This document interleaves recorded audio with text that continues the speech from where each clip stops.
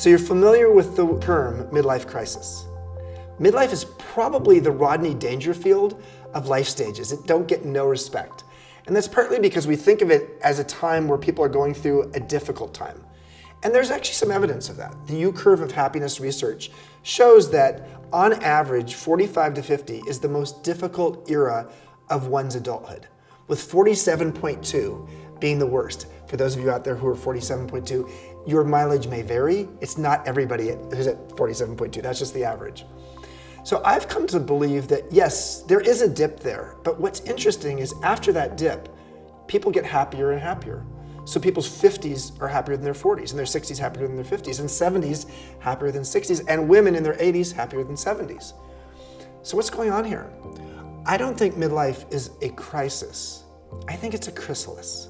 And if you think about the journey of the caterpillar to the butterfly, there's this caterpillar that's consuming and eating and doing all the things we do in our 20s and our 30s. We're producing. We're like human doings. And then all of a sudden, the caterpillar inexplicably decides to spin a chrysalis. And then it goes into this chrysalis and it transforms. It actually liquefies. It's very dark, it's gooey, and it's solitary. But it's actually where the transformation happens. And on the other side of that chrysalis is the beautiful, colorful butterfly that we love so much, that's actually pollinating its wisdom in the world.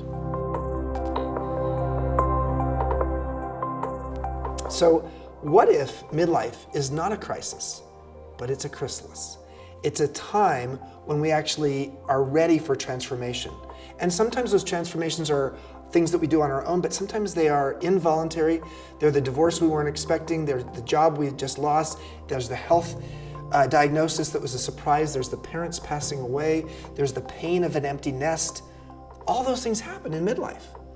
And so what if midlife is not a time when it's just full of crisis? It's a time of transformation.